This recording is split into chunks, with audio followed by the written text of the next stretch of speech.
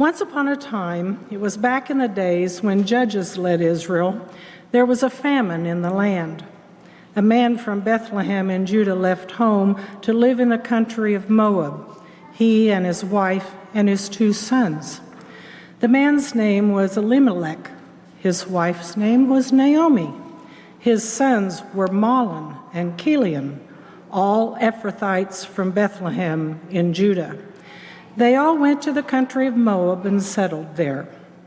Elimelech died, and Naomi was left, she and her 2 sons. The sons took Moabite wives. The name of the first was Orpah, and the second was Ruth. They lived there in Moab for the next 10 years. But then the 2 brothers, Mahlon and Chilion, died. Now the woman was left without either her young men or her husband. One day she got herself together, she and her 2 daughters-in-law, to leave the country of Moab and set out for home. She had heard that God had been pleased to visit his people and give them food. And so she started out from the place she'd been living, she and her 2 daughters-in-law with her, on the road back to the land of Judah. After a short while on the road, Naomi told her 2 daughters-in-law, "Go back, go home and live with your mothers, and may God treat you as graciously as you treated your deceased husbands and me. May God give each of you a new home and a new husband." She kissed them, and they cried openly. They said, "No, we're going on with you to your people." But Naomi was firm. "Go back, my dear daughters. Why would you come with me?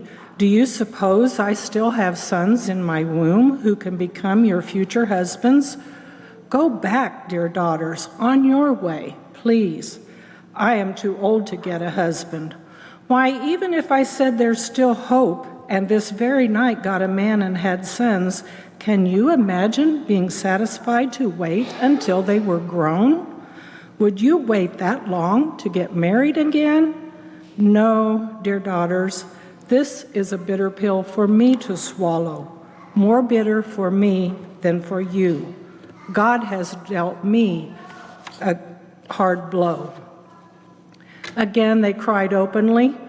Orpah kissed her mother-in-law goodbye, but Ruth embraced her and held on.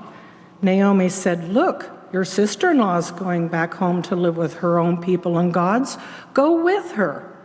But Ruth said, "Don't force me to leave you. Don't make me go home. Where you go, I go. Where you live, I'll live. Your people are my people. My God, your God is my God. Where you die, I'll die, and that's where I'll be buried. So help me God. Not even death itself is going to come between us."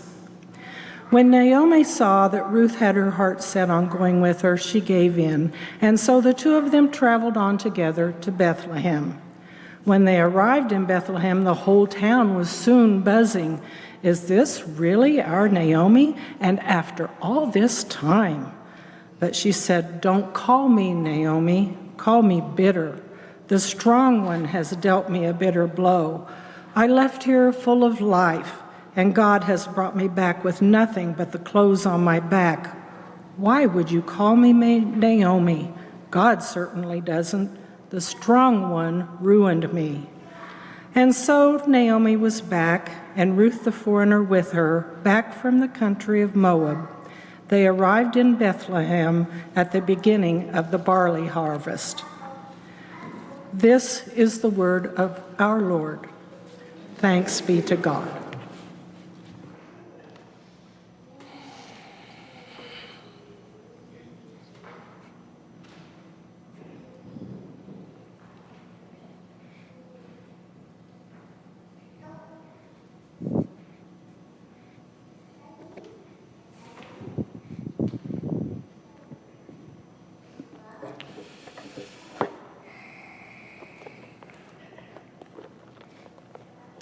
Thank you, Donna.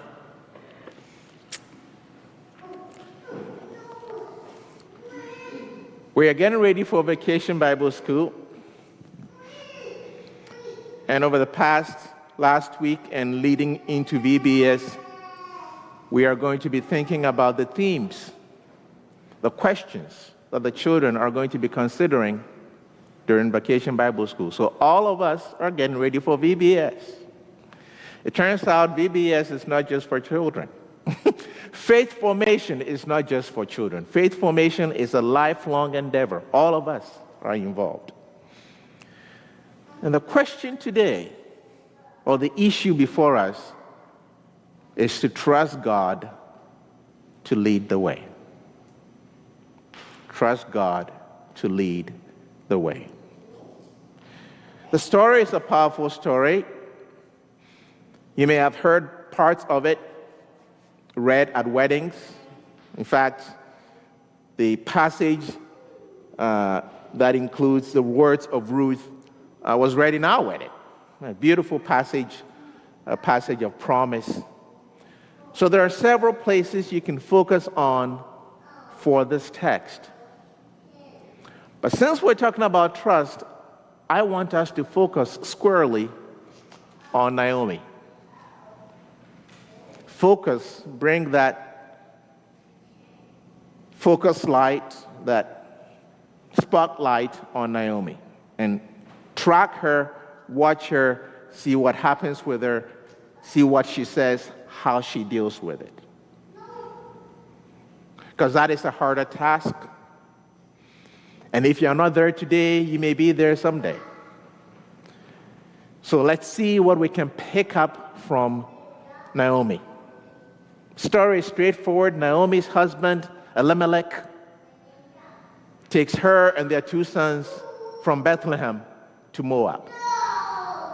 They go to Moab because there's a famine in Bethlehem. Most people would have said, Moab? Come on, man. Moab is not exactly the place you go, but they had food there. The relationship between Moab and Israel was not good, had never been good, really. So they went to Moab, settled there. In a little while, maybe a few years, we hear that Elimelech dies. Naomi is now a widow. Okay? That's bad, but not all that bad. I've got two sons. They are here with me. That's good. Those two sons take local wives, Orpah and Ruth. Okay? And in a few more years, the sons also die. So in about 10 years, Naomi goes from a wife and father of two, right, to a widow with no sons and two daughters-in-law that she now has to worry about in a foreign land. Tough situation. Hard situation. Disappointing situation.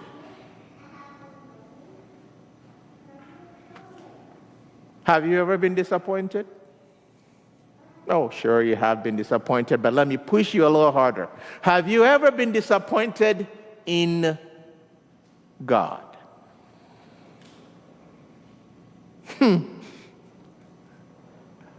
Have you ever been disappointed in God?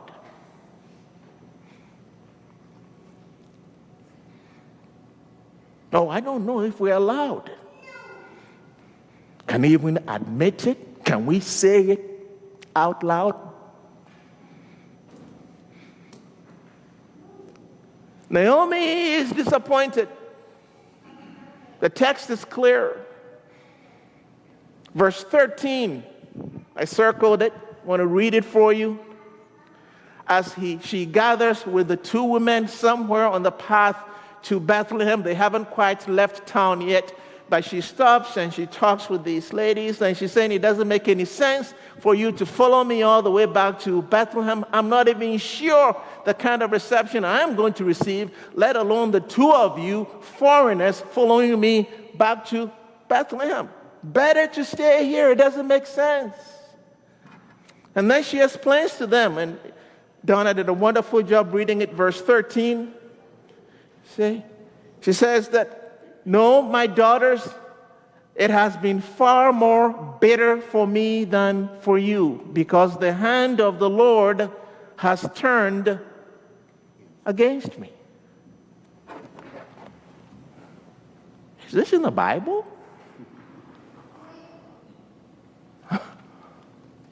God's hand has turned against me. Is this in the Bible? You can say that out loud?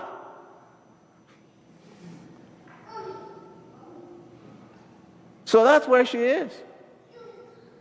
Admits it out loud. This is not what I had in mind. I thought you were leading me here.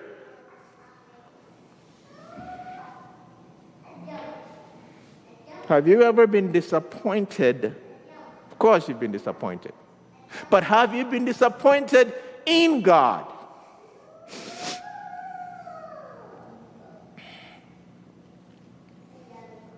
What did you do with it?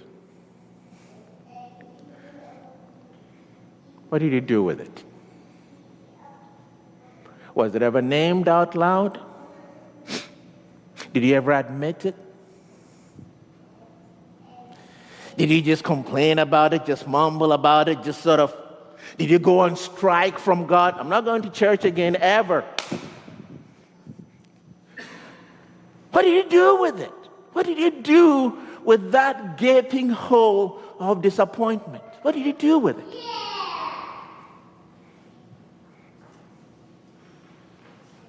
Naomi dares to say it. The strong one has dealt me a hard blow. It's a bitter pill.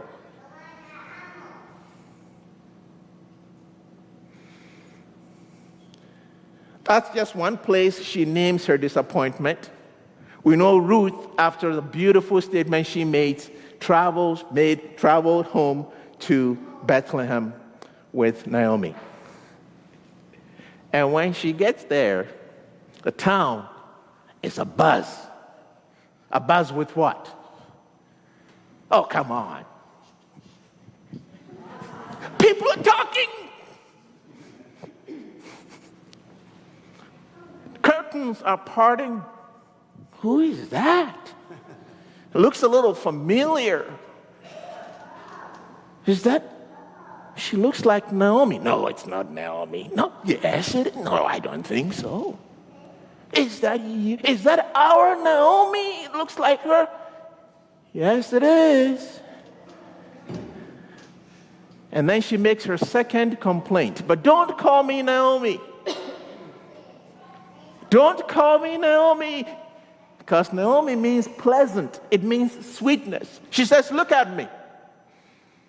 Do you see any pleasantness with me? Do you see any sweetness about me? I left here 10 years ago.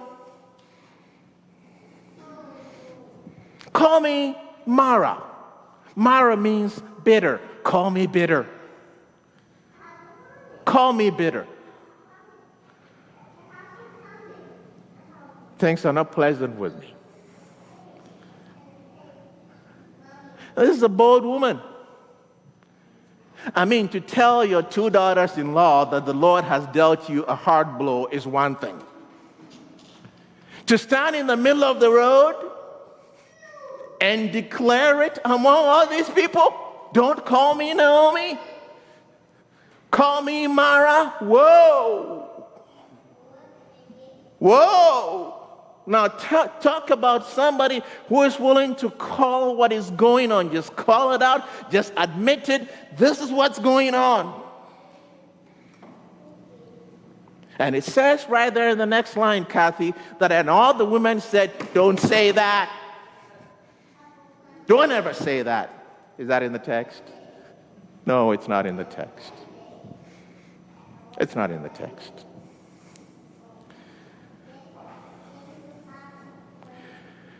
So Lou pointed out in Sunday school this morning that yes, she is bitter against God, not just in circumstances in general. No, she's very specific, right? She's very specific. God has dealt me a bitter pill, so she blames God over here. Over here, though,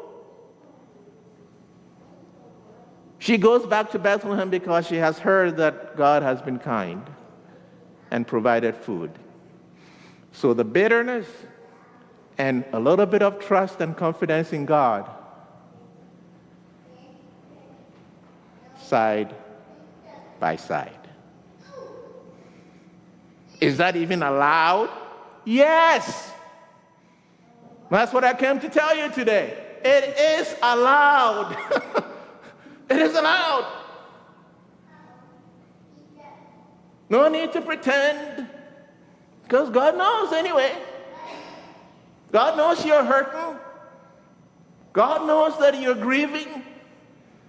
God knows this is not what you thought about and dreamed about when this stage of life came about and you all were going to do thus and thus, and boom, whoa, where did that come from? God knows.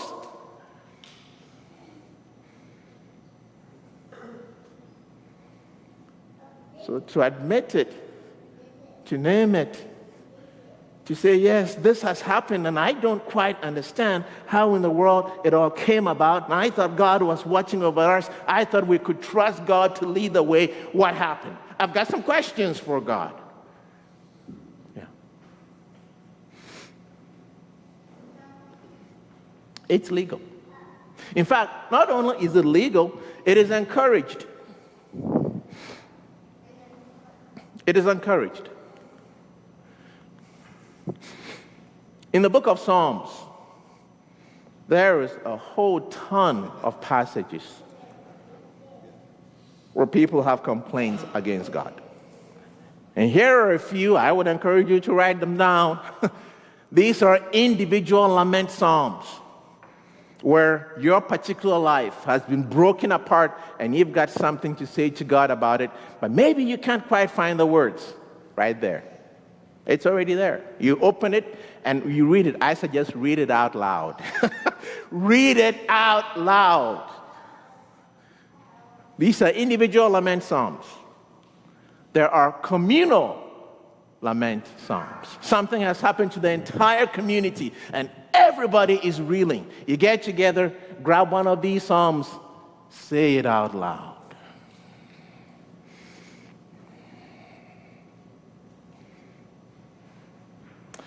And what we find is that when we admit it,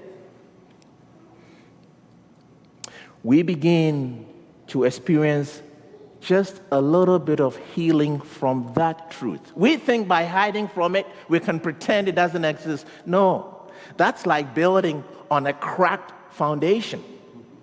So don't build anything yet. Take some time, back up, acknowledge the crack, the disappointment. Stay with that for a while. It's not fun, I know. Stay with that for a while. Let God know, this is terrible. This is terrible. This relationship that has fallen to pieces, this marriage that has fallen to pieces, whatever it is, this job that I thought I had and locked down, whatever. Just very particular in your own situations, naming it. Lament it if you have to. And Naomi tells us that sometimes you even need a name change. Don't call me sweetness anymore. Don't call me pleasant. Call me bitter. Because that's true. That's where I am. And then over time, healing comes when we acknowledge it. It may not be tomorrow. It takes time. You work through it. Healing comes when the crack is restored. Then we are ready to build. Then we are ready to move forward. But if you rush ahead without any healing, you're headed for another catastrophe. It's going to all fall apart. It's going to bounce back. So that's today's message. I don't know if the children are going to get this deep into it. in 2 weeks. But for us, I thought, Naomi is a wonderful example of faith in the face of adversity. And you all have been around the block enough times. I know there is at least 1 or 2 adversities in the room. Name it. Allow God to heal that. And hold on to whatever little trust you have right now. Just hold on to that.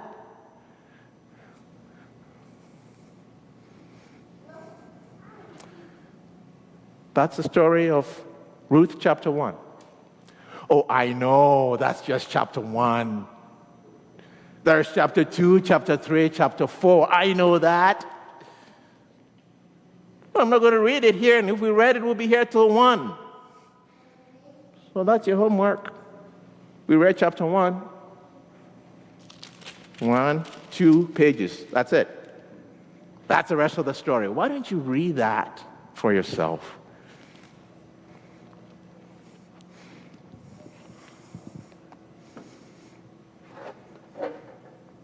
Can we trust God to lead the way?